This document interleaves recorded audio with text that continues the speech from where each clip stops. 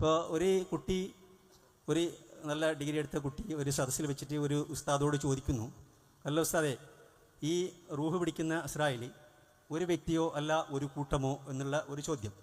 ഉസ്താദ് ആദ്യം ഇത് കേട്ടപാട് സ്വാഭാവികമായിട്ടും ഒരു ചെറിയ ഭൗതികപരമായി അത്ര വിദ്യാഭ്യാസമല്ല, അതുകൊണ്ടൊന്ന് ഒരു ചെറിയൊരു ഇതായി.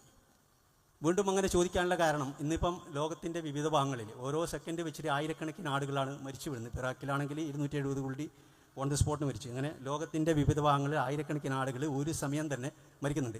അപ്പോൾ ഇവിടെയെല്ലാം അമേരിക്കയിൽ ഒരാൾ മരിക്കുമ്പം അതേ സ്പോട്ടിൽ എങ്ങനെ ഈ ഇസ്രായേലി കൊളവയിലേക്ക് എത്തും എന്നുള്ള ഒരു ചോദ്യമാണ് ഈ കുട്ടി ചോദിക്കുന്നത്.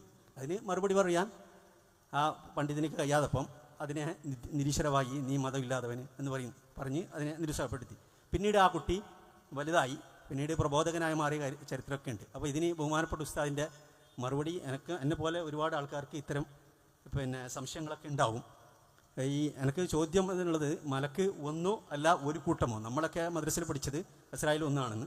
അപ്പോൾ ഇപ്പോൾ റൂഹ് എൻ്റെ പിടിക്കുമ്പോൾ അമേരിക്കയിലുള്ള നൂറുകണക്കിന് ആളുകൾ റൂഹ് എങ്ങനെയാണ്, സ്വാഭാവികമാണ്. ഇപ്പം ജൻസി തലമുറകൾ കാലഘട്ടത്തിനനുസരിച്ച് അവർക്ക് ആ ചോദ്യത്തിനനുസരിച്ച് നമ്മളെ പണ്ഡിതന്മാർ വളരണം എന്നുള്ള ഒരു ഉപദേശം കൂടി എനിക്കുണ്ട്. ഇപ്പം വെറും മതം മാത്രം പഠിക്കുന്നതോടൊപ്പം ഭൗതികതയും കൂടി ശാസ്ത്രീയ മേഖലകളിലൊക്കെ നമ്മൾ പ്രാവീണ്യം നേടിയാൽ മാത്രമേ ഇത്തരം ചോദ്യങ്ങൾക്കൊക്കെ നമുക്ക് മറുപടി കൊടുക്കാൻ പറ്റൂ. അതുകൊണ്ട് നിങ്ങൾ ബഹുമാനപ്പെട്ട ഉസ്താദ് ഒരുപാട് ഡിബേറ്റുകൾ ഞാൻ കണ്ടിന്യൂ, ചർച്ചിലായാലും രവീന്ദ്രൻ സാറിൻ്റെ കൂടെയും അങ്ങനെ ഒരുപാട്. ഇപ്പോൾ രവീന്ദ്രൻ സാറിനെ എന്നെക്കാളും കൂടുതലൊക്കെ അറിയുന്ന ആളാണ് ഉസ്താദ്.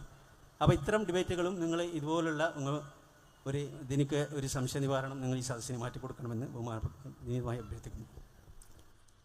ഏതായാലും അതിൽ അദ്ദേഹം വളരെ നല്ല നിൽക്കാൻ വിഷയം പറഞ്ഞു. ഒരു ചോദ്യം അതിൻ്റെ ഇടയിൽ കിടക്കുന്നുണ്ടല്ലോ. ഈ ഭൂമിക്ക് ആകെ 13,000 കിലോമീറ്റർ വ്യാസമുള്ളൂ. ഭൂമി ഒരു വലിയ പന്താണ്, അത്രയേ ഉള്ളൂ. 13,000 കിലോമീറ്റർ ആകെ ഭൂമിക്ക് വ്യാസമുള്ളൂ. ഇത് പറഞ്ഞാൽ ഭൂമിയുടെ കേന്ദ്രം സെൻറ്ററിലൂടെ നമ്മളൊരു കുഴൽക്കിണർ കുഴിച്ചാൽ നടക്കുമെന്നില്ല സങ്കല്പം. 13,000 കിലോമീറ്റർ നീളത്തിലൊരു കോലിറക്കിയാൽ ഭൂമിയുടെ ഈ എൻഡിൽ നിന്ന് ആ എൻഡിലേക്ക് പോകും. അത്രയും ചെറുതാണ് 13,000 കിലോമീറ്റർ. അതിൻ്റെ ഒരു ഫാക്ച്വലി തന്നെ ചിന്തിക്കാൻ വേണ്ടി പറയുകയാണ്. മലക്ക് സൃഷ്ടിക്കപ്പെട്ടത് പ്രകാശം കൊണ്ടാണ്. സാധാ ഭൂമിയിൽ പ്രപഞ്ചത്തിൽ നമ്മൾ അനുഭവിക്കുന്ന പ്രകാശത്തിൻ്റെ സ്പീഡ് പെർ സെക്കൻഡ് 3 ലക്ഷം കിലോമീറ്ററാണ്. ഭൂമിയുടെ ആകെ വലുപ്പമാണ് ഞാൻ പറഞ്ഞത് 13,000 കിലോമീറ്റർ. ഒരു സെക്കൻഡ് കൊണ്ട് സാധാ നമ്മൾ അനുഭവിക്കുന്ന ലൈറ്റിൻ്റെ വേഗത പെർ സെക്കൻഡ് 3 ലക്ഷം km ആണ്. അപ്പോൾ ഒരു ഫ്രാക്ഷൻ ഓഫ് സെക്കൻഡ്, ഒരു മൈക്രോ സെക്കൻഡ് കൊണ്ട് ഈ ഭൂമിയെ ഒരുപാട് വട്ടം ചുറ്റിക്കറങ്ങാനുള്ള ഒരു പൊട്ടൻഷ്യാലിറ്റി ആർക്കുണ്ടാകും? അസ്രായേലിനുണ്ടാകും. അതാണ് അതിൻ്റെ ഒരു ശാസ്ത്രീയമായിട്ട് ആലോചിച്ചാൽ.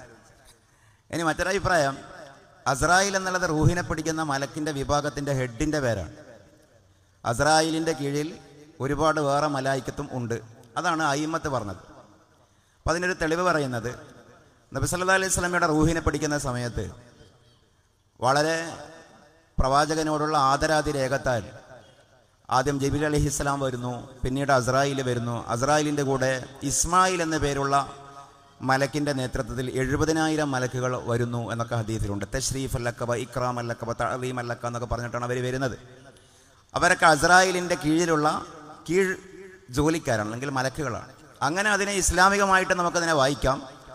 ഇനി ഇസ്ലാമികമായി വായിക്കുന്നതിൻ്റെ കൂടെ തന്നെ ഇനി അസ്രായേലിൻ്റെ കീഴിൽ അങ്ങനെ വേറെ മലക്കുകളൊന്നും ഇല്ലെങ്കിലും ഈ ഭൂമിയിൽ അറ്റ്വൺസ് എല്ലാവരും റൂഹിനെ പിടിക്കാനുമുള്ള ഒരു ഗമനാഗമനത്തിൻ്റെ പോയി വരാനുള്ള ഒരു പാകത പൊട്ടൻഷ്യാലിറ്റി ആർക്കുണ്ട്? പ്രകാശം കൊണ്ട് സൃഷ്ടിക്കപ്പെട്ടു എന്നതിൻ്റെ ഒരു ആനുകൂല്യത്തിൽ അസ്രായേൽ അലൈഹിസ്സലാമിനുണ്ട്.